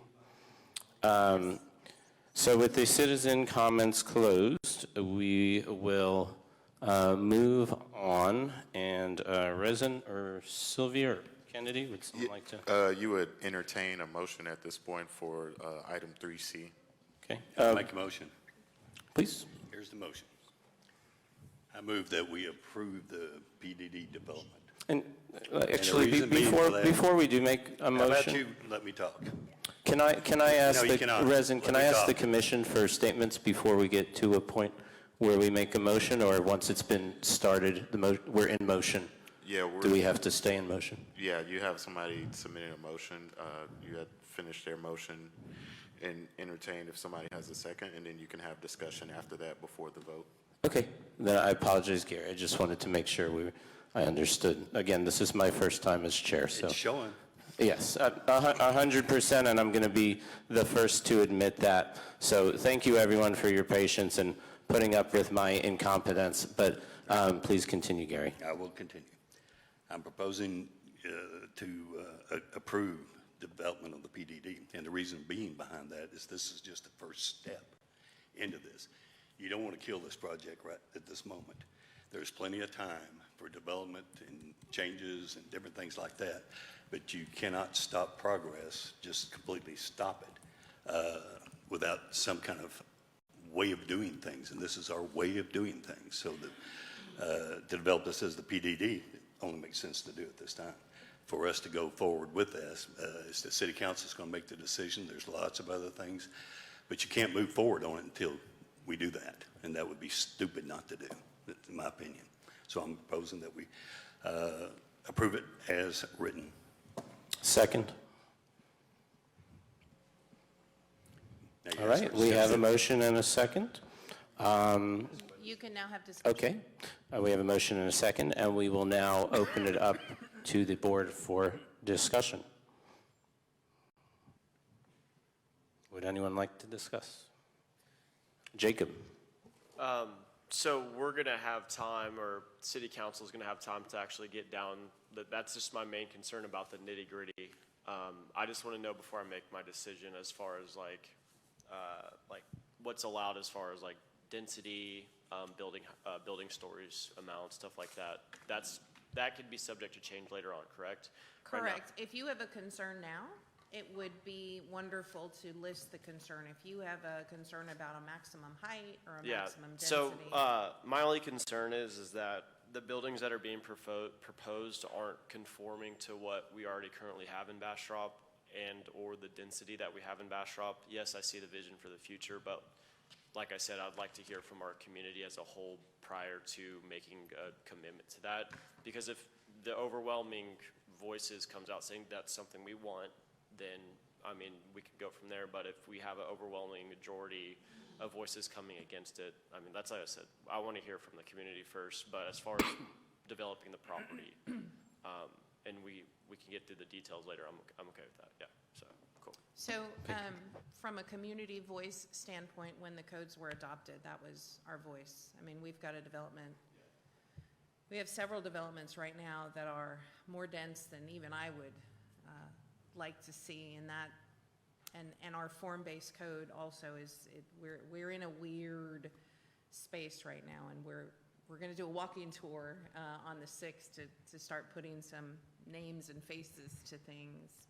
But if you have a concern with heights, you have a concern with density, that would be wonderful to list that concern so we can make sure that that is a topic of conversation, both at the public meeting and both at the council level, that you, if you want to state a maximum height right now, that would be great too.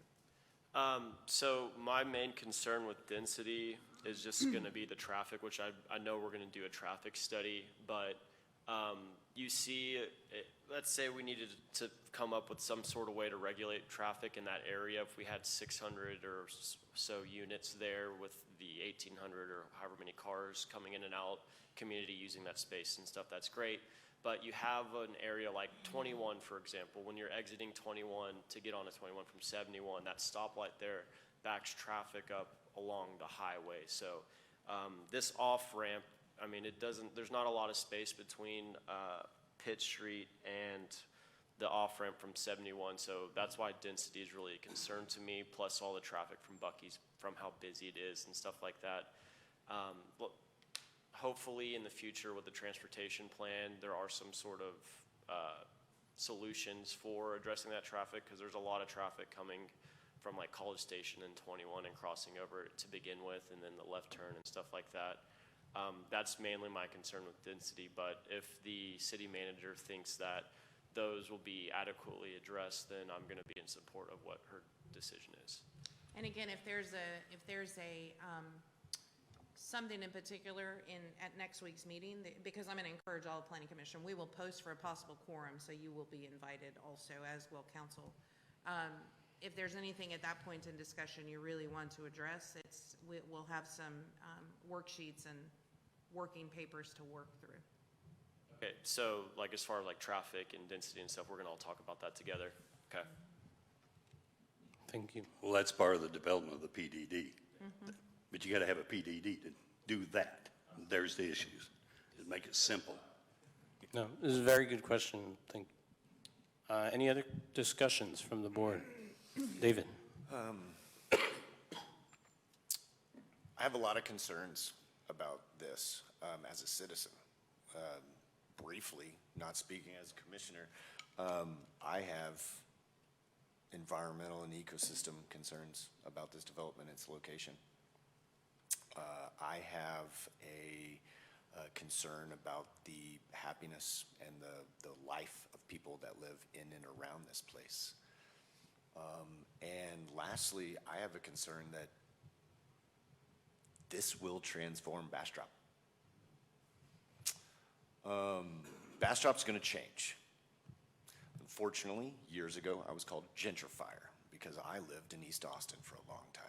I had several comments because of what I was doing. This is beyond that, and this will transform the character of Bastrop. And so I would urge us as a group, the community, and city council, that if they vote to approve this, that they understand what the future of Bastrop is going to look like. The future of our character is going to be. Those are my personal concerns. As a board and commissioner, they've done the paperwork, right? We're following along the guidelines. The PDD is there to ensure that they follow what our code is. So it pains me to admit that I'm going to approve this PDD, but I would like to make recommendations that we look at the height of buildings.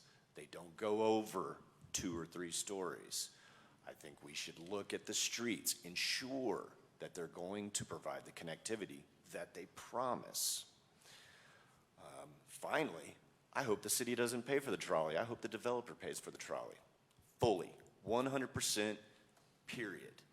I don't want the city to pay for someone that lives in this confined neighborhood to get downtown at their ease so they can get drunk and go back home and not get a DWI, which we don't want.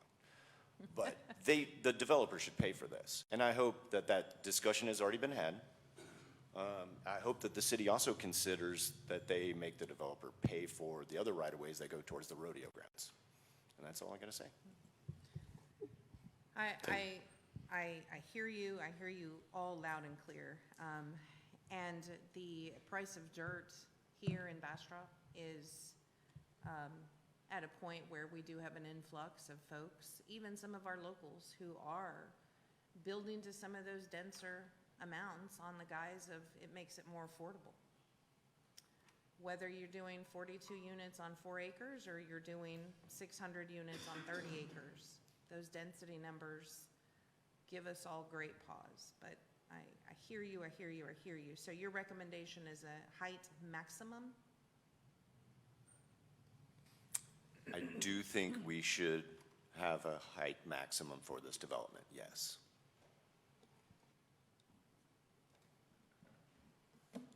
I'll argue that point, no. Please, At yeah. this moment, because in fact, our preview is to go with the guidelines that we have, of what's in place now. You can change it, but what we have now is what we're talking about today, to do the PDD. You can't limit it at this point. That's what I'm trying to point out. You go to the PDD and go from there, you can't. Until you get this PDD, you can't do anything. I have to agree with Gary on this. Again, I lived in Austin for 10 years, and there was always opposition to building up, and I never understood it, because to me that's the way to house the most amount of people the most efficiently with the least environmental impact would be to build up and not to take up more dirt and disturb more trees and more toads. And again, drainage is what got us into this whole discussion a number of years ago. And if we're limiting height and there's a demand for housing and commercial, it's going to go somewhere. And if it's not going up, it's going to go out. And that's going to just cause more drainage issues and more environmental problems. Do we have any other discussions? Okay, we have a motion and a second to approve. And can we take the roll? Judah Ross, Yes. David Barrow, Again, I said I was going to say yes and approve this. I just voted my concerns. Thank you. Is that a yes? Okay. thank you. Cool. Thank you. Gary Moss, Yes. Jordan Scott, Yes. Patrice Parsons. I'm going to vote yes, but agree with David. Thank you. And that's unanimous. So item 3C, the PDD, or I should say the Bastrop Gateway zoning concept scheme, changing the zoning is, and to a planned development district is approved. And with that, we will move on to 4 updates. And item 4A, discussion on upcoming walking tour and joint workshop.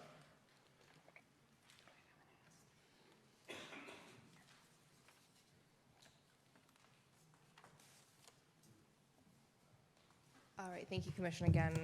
So with this one, we just wanted to talk a little bit, give you guys a little bit of an overview of what we'll be doing coming up on April 6th. It'll start at about 10 a.m. Everyone will meet here. It'll be a joint meeting between y'all, HLC, as well as City Council. We'll start with the meeting here, talk a little bit about what we're going to be doing, and then you'll be doing a walking tour around the bounds that we will set in order to kind of view the things that are working, that are not working, some of the drainage issues, as well as the goal is to kind of come together at the end in order to determine what we want for our lot sizes, what we want for our drainage concerns, and everything like that. It'll be a collaborative workshop with all of y'all, including City Council. We will also be discussing the master transportation plan at that meeting. Thank you. Sylvia? And to confirm, you said this is April 6th? Yes. At what time? Saturday, April 6th at 10 a.m. 10 a.m. Okay. And how long do you expect it to take? A few hours. A few hours. So I have a question. Yeah, go ahead. So is it the intention to talk about changing the code at that point? Or are we going to be talking about what works and what doesn't work? Both. Both. see what you like, see what you don't like, and how we can come together to So- create a new. We've been working as staff. First of all, let me just say the public hearing for this project, for the Gateway project, is April the 2nd at 6 o'clock here at City Hall. FYI. As far as the codes, we've been working our way backwards to get the emotion, sorry, to get the emotion out of it, working through all of the information we've received about our master drainage plan for where our flood-prone areas are, our transportation plan and our streets plan, what needs repair, what is where, and trying to work our way backwards, i.e. in flood-prone areas, let's not allow super great densities, for example. In areas that are meant to be large traffic areas, let's not allow certain things. So we're trying to add science to it all as opposed to just going, well, this looks and feels good. We're not going to be talking about aesthetics. We're going to be talking about actual code development. Does that make sense? Yes. Okay. The meeting for Gateway Project is Tuesday, 6 p.m. here in council chambers. Is it, that's this next Tuesday? Tuesday the 2nd, yes. Tuesday the 2nd. And that's gonna, is that that's a public hearing? Yes, we will post for a possible quorum for both Planning Commission and City Council. We'll send to everybody, we'll go leave door hangers tomorrow for, well, not tomorrow, Monday, for everybody who was here, everybody that got notice in the 600-foot area. Thank you. Okay. Again, I want to commend city staff for listening to the feedback and setting up that meeting. And again, I'd encourage everyone here who spoke to, and anyone else who's watching this to come and sign up to speak. Okay, so 4A was the walking tour. 4B, future development-related items. sorry. Was there something else? I just wanted to double check on the walking tour. Did anybody else have any questions before we move forward? Apologize. Yeah, what time is going to be the walking tour? 10 a.m. 10? 10 a.m. Saturday. Is lunch provided if this is several hours, or should we prepare accordingly? We will provide lunch.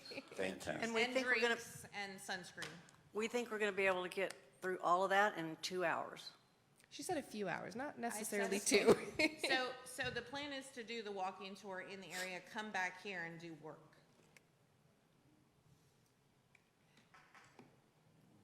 Anything else on that before we move forward? Okay. Perfect. 4B, future development-related items. Sylvia, do you have anything on that? I do not, other than code development that continues. Okay, thank you. Any questions on that, board? Dave? I don't know if this is for future, but I was under the impression that this was a co-meeting with the Historic Commission. Is that happening tonight or not? We weren't able to get quorum with the Historic Landmark Commission, and so we're just proceeding with our regular Thank you P&Z so meeting. much. We're going to attempt again on the 6th. We're going to attempt to get everybody again on the 6th We couldn't get quorum from HLC? Is that Correct. okay. for tonight. And the 6th will also be joint with City Council. Oh, very nice. Okay.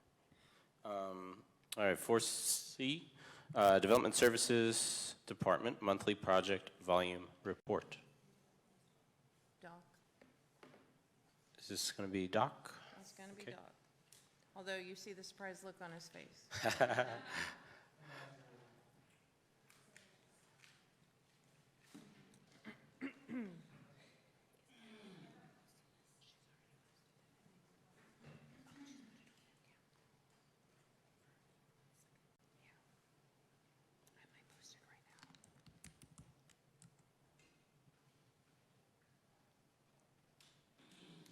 Good afternoon.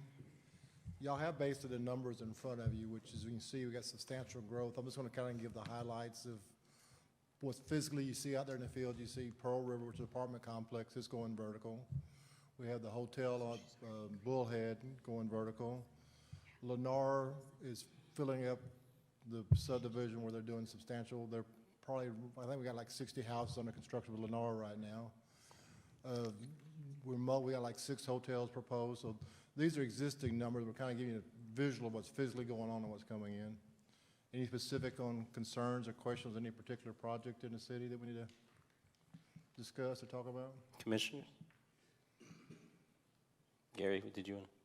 Did you have a question? Any particular Okay, question so- about anything being developed, being built? Okay, thank you. Awesome. All right, thank you, Doc. That was 4C. Item 4D, individual requests from planning and zoning commissioners that particular items to be listed on future agendas. No group discussion allowed. But David? I would like to talk about our historic Main Street, and I would like to talk about what the city is doing to hopefully keep business in downtown Bastrop, because as we approve these commercial facilities along the highway, as we build these developments, a lot of them concerning that will have businesses, we're going to bring in new business, but that's going to take away business from downtown. And I would like the discussion with the city, hopefully with the city council as well, about what we're planning on doing the next 5, 10, and beyond years to hopefully keep our downtown businesses thriving. Thank you. Is that necessarily the council, or should we be meeting with Main Street Board? That would be more so with Main Street Board, because they're the ones that are in charge of the downtown businesses as well as the historic aspect of it. So a Actually- joint meeting would be, Actually, let me bring you up to speed really quickly, if you'll let me, and then we can have a discussion on the 6th if you'd like to, a handout for our next meeting. So we did just hire a Main Street manager. Yes, she comes to us with a vast number of years of experience and is a very go-getter. She worked in San Marcos before, moved back home to Kansas. Her husband has relocated to Texas, so she's trying to get to Texas very quickly. So that's number one. Number two, we have had very serious conversations at the Main Street Board level about why are we here? What are we doing with our lives? You hear me say that a lot. And refocusing on business. What does that mean, and how do we protect what's there? And just very simple basic principles, power washing the sidewalks, making sure the sign ordinance meets what we're doing, keeping things beautiful, keeping things lit, keeping things clean. All of the super basic back to business 101 for the businesses. And then also with the EDC partnering and saying, okay, what resources are available for our Main Street businesses? We did away with the facade grant, but in its place is a small business loan that is essentially guaranteed by the EDC. Are we making sure that our Main Street businesses are aware of that and utilizing that? And then bringing in an education component in terms of credit and financing and availability of resources for those businesses that are struggling, or helping them write a business plan. So we have gotten away from event-driven things. Our focus right now is back to business 101. She will start, I believe she starts May 1st. Thank you. Mm. Yeah, that's awesome. It was finding a unicorn in that stack, and we found her, so. Any other requests from commissioners? I don't have a request, but I do have a comment. Residents, is this a place where we can have comments? I certainly hope it's- so. Well, it says in the agenda, individual requests. I'd like to make a public comment about this board, about this commission. Is it possible for me to do that now? I'm not sure that this item is the proper place for that comment, but I mean, I'm open to entertaining it if the vice chair will allow. Yes, thank you. And yes, please go ahead. I watched the last city council meeting where there was a lot of lively debate about an organization that had a meeting here, and I don't really want to get into that, but I have a real concern that our vice chair of this commission posted on social media that he is interested in running against Councilwoman Cheryl Lee. Rosen, is this an appropriate place to discuss this? And that, I'm sorry? Ms. I'm Parsons, gonna ask council first to speak, and then, please answer your question, Judah. yes. Yeah, So- I'm just saying, I see where this is headed, and I don't believe this is the proper place or forum for that type of conversation. But I mean, I think given the business and what's on the agenda, I think we should stick to what's. Should I bring it before the city council? I would think that's a better place for Okay, public got comment. it. I think that's a wonderful idea. And I'm not sure, Patricia, what you may be opposed to, but since you did bring it up, Well, let's just move on from the okay. And comments. I'd on also, the permit. Resin, can I do feel like I was mentioned here and was slighted in some way, so can I address? What I would say is let's adjourn the meeting and then you guys can have the discussion outside of the public time, because we do have people online watching and here. Okay, I agree wholeheartedly. I'll make a motion then to adjourn. We have a motion to Second. adjourn, and we have a second. All in favor? Do we take a vote on adjournment? All in favor? Okay, so do we have, so yes? We just need a motion and a second? Yeah, so all in favor, aye. All in favor? Aye. Any opposed? No opposed? Say we stand adjourned. Okay, I'm going to use that gavel. And the time is 8:08. The time is 8:08, and we are now adjourned.